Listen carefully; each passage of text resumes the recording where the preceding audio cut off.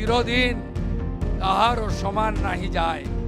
গণতন্ত্রে স্বৈরাচারীরা কখনো শেষ কথা বলেনি, এখন একতন্ত্র যারা করেছে শেষ কথা বলেনি। টেম্পোরারি কষ্ট হয়েছে, তো finally for the people, by the people, of the people, জনগণ জয়যুক্ত হয়েছে।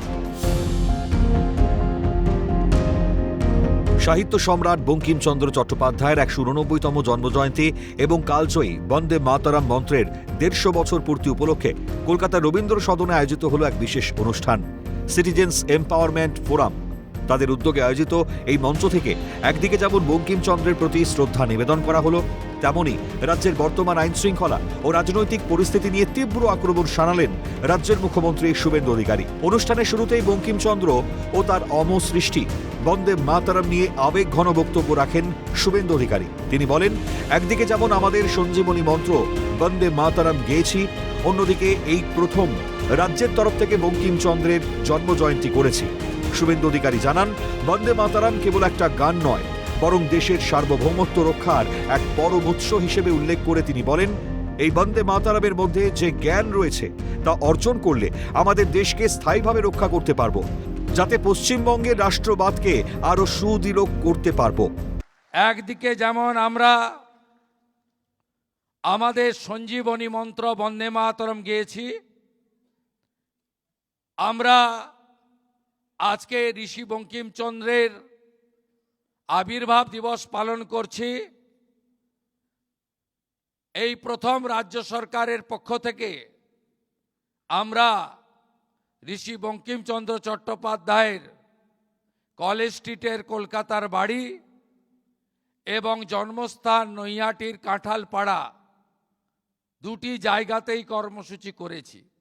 বন্দে মাতরম যে রাষ্ট্রগীত, সেই রাষ্ট্রগীতকে সামনে রেখে আমরা নিজেদের সঞ্জীবনী মন্ত্র বলে মনে করি। রাজ্যের সীমান্ত পরিস্থিতি এবং অনুপ্রবেশ সমস্যা নিয়ে কড়া অবস্থানের কথাও জানান শুভেন্দু। তিনি বলেন, সিএ এর অধীনে যারা ভারতে এসেছেন তারা কোনোভাবেই অনুপ্রবেশকারী নন, তারা হলেন শরণার্থী। তাদের দ্রুত নাগরিকত্ব প্রদান করা হবে। ধর্ম বাঁচানোর জন্য, নিজের পরিচয়কে বাঁচানোর জন্য মাননীয় প্রধানমন্ত্রীর তৈরি করা সিটিজেনশিপ অ্যামেন্ডমেন্ট অ্যাক্ট সিএ এর অন্তর্গত হিন্দু সহ যারা এসেছেন তারা অনুপ্রবেশকারী নন, তারা শরণার্থী। তাদেরকে আমরা ভারত মাতার কোলে সুরক্ষিত আশ্রয় প্রদান করব।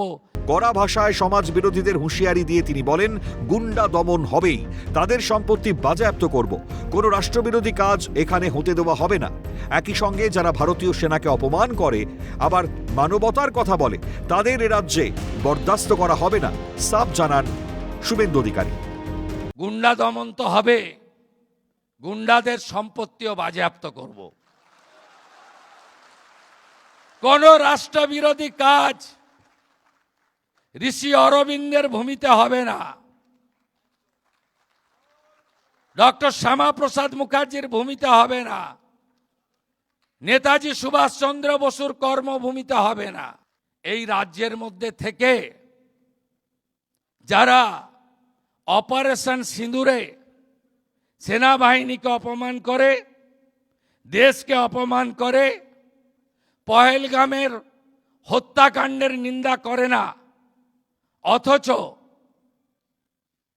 মানবতার কথা বলে, এসব জিনিস আগামী দিনে পশ্চিমবঙ্গের ভূমি, যা ভারতবর্ষের সাংস্কৃতিক রাজধানী, আধ্যাত্মিকবাদের রাজধানী, শ্রী চৈতন্যদেবের ভূমি, ঠাকুর রামকৃষ্ণ দেবের ভূমি, এখানে আমরা অ্যালাউ করব না। বঙ্কিমচন্দ্র চট্টোপাধ্যায়ের সার্ধশতবর্ষের মঞ্চ থেকে শুভেন্দু অধিকারীর এই বক্তব্য যে আগামী দিনে বাংলা রাজনৈতিক পারদকে আরো কয়েক ডিগ্রি চড়িয়ে দিল, তাতে কোনো সন্দেহ নেই। একদিকে বন্দে মাতরমের জাতীয়তাবাদী আবেগ, আর অন্যদিকে অনুপ্রবেশ, ইউসিসি এবং লাভ জিহাদের মতো স্পর্শকাতর ইস্যুতে কড়া আইনের হুঙ্কার। সত্যি কি বঙ্কিম স্মরণ মঞ্চ থেকে দেওয়া এই রাজনৈতিক রূপরেখা আগামী দিনে বাংলা রাজনীতির মোড় ঘুরিয়ে দেবে? উত্তর দেবে সময়। ক্যামেরায় সুরজিৎ প্রামাণিকের সঙ্গে সায়ন্তন ভট্টাচার্যের রিপোর্ট, ক্যালকাটা নিউজ।